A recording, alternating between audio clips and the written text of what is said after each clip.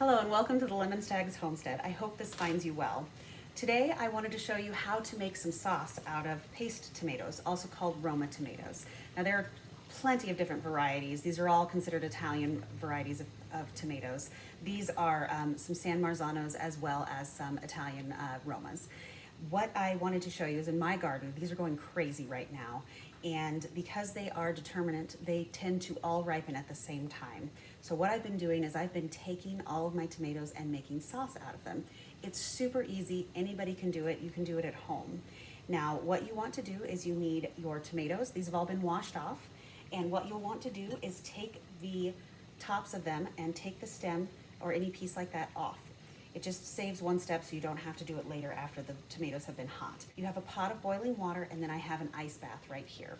Now what we're going to do with these is we're going to take and put them into the pot for anywhere from 30 seconds to 1 minute. Sometimes it'll take a little bit longer. The paste tomatoes specifically have a very thin skin, but they have a very thick pulp and very few seeds on the inside of them, which is great for when you're making sauce. And what we will do when we are done with these is I'll show you how to put them through. I have a spremi pomodoro. Now I have a hand crank one, but they actually make one for your KitchenAid, which is way easier to do. So you also, when you're putting these in, want to make sure that you do not put too many in at one time into your water. You want it to be at a full boil and you want it to stay boiling so that it'll keep those skins going. And once they have split open is when you're going to want to take them out. Like I said, that takes anywhere depending from 30 seconds to about 1 to 2 minutes. So I use this. You can also use tongs to get them out. This is a fun activity for my kids as well. They love to help me put them, take all the tomatoes out of the boiling water and put them in the ice water. And this is a wonderful thing for them to help you do as well. So we're just waiting for these to get going. And I have a large batch here. I'll show you. These are the ones that I've been working on. And this is like 1 day's worth. So once you have a lot of tomatoes, again, I have 40 tomato plants. About 10 of them are paste tomatoes of different kinds. Like I said, I have San Marzano. I have a native, it's just called an Italian Roma. I also have some strange varieties like an Inca Jewel, which is actually a container variety. And then a speckled Roman, which is a really fun one. I'll post some pictures of that later so you can see what those look like. They're a really interesting brand of them. I'll see if I had any in here, but I don't think I do.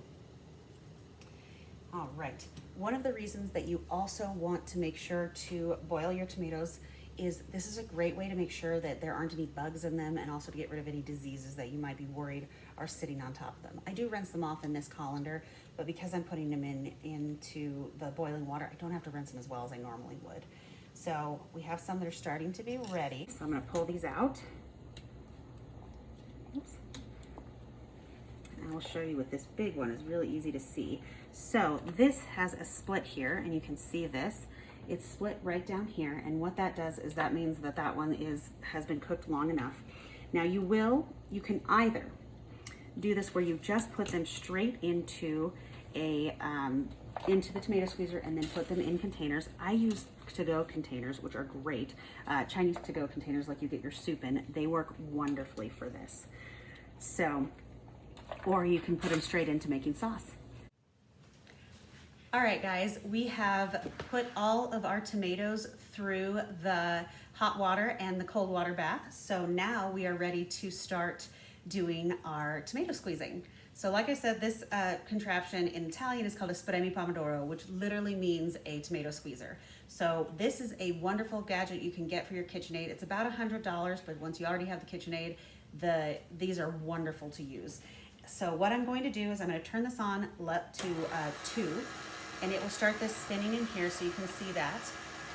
What this does is it puts it through here, it squeezes it out here, and then all of the pulp and everything will be coming out into this area. All right, here we go. This is super simple, does not take very long, and it's a wonderful clean process. Now, if you don't mind having the seeds and the pulp, or seeds and the skins in your sauce, you don't have to do this step. I just like to have a really nice clean sauce. I freeze these and I can them and they last for a really long time. When you buy tomato sauce at the grocery store, usually it's already been through this process. And it does not take very long to do. Whoops.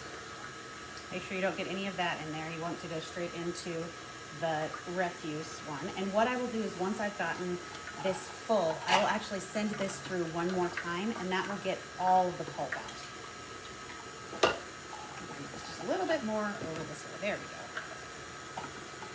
go. And this does not take very long to do. And you'll see that you're getting a really nice, wonderful, clean sauce coming out.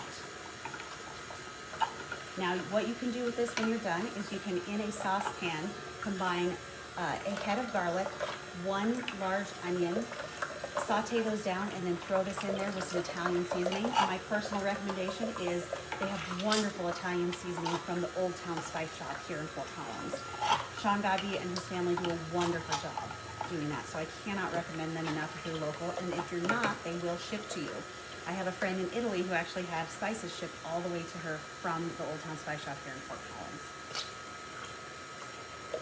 All right, guys.